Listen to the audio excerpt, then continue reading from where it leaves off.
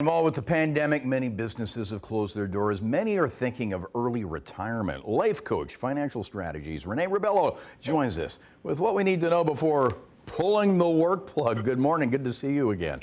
Good morning. How are you? Good. So let's talk about early retirement. What is it in Canada now? Of course, we'd hear about Freedom 55, whether that's a thing or not. But 65 is the hard number, with programs we think about. But what's the average age for retirement in Canada, and what's considered early retirement?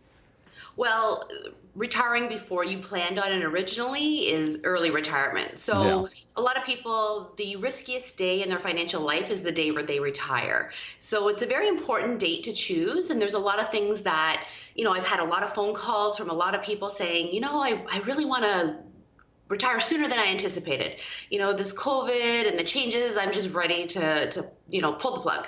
And so when I have conversations with these people, there's a bunch of things they need to think about if that is the case and they try to pull the plug earlier.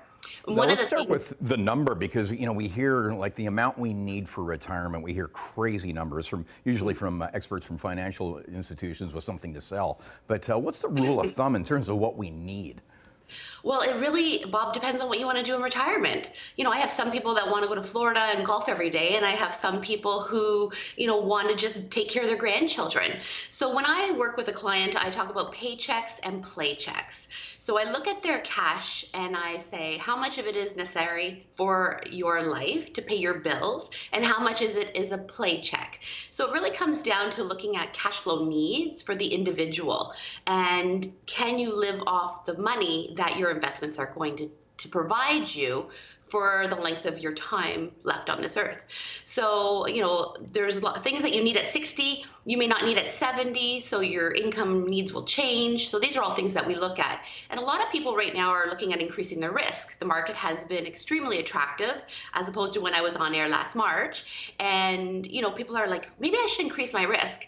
And I tell people that taking more risk than is necessary is kind of like jumping off your roof instead of using the ladder. You're going to get down there, but you're not going to get there unscathed. So, it's good to plan, make a plan, work with your financial planner and stick to the plan.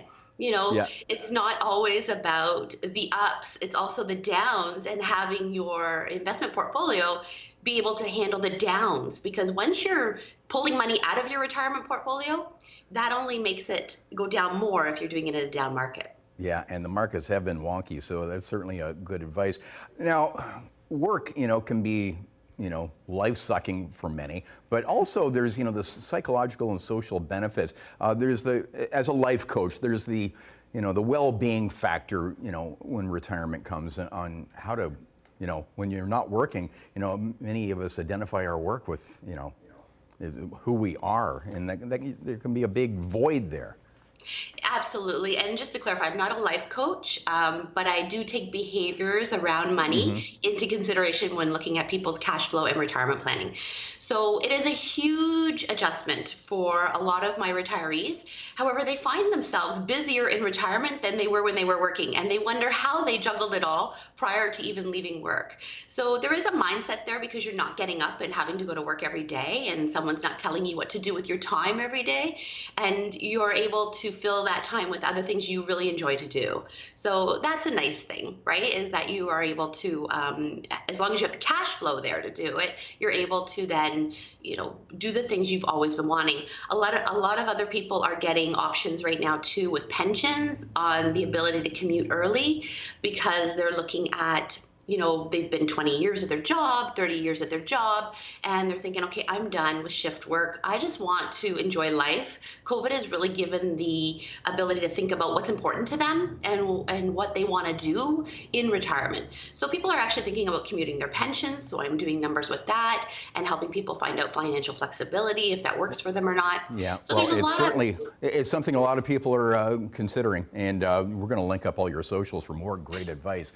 Renee Rebelo, thanks for joining us. Good to see you. Thanks for having me. Have a great day. You too.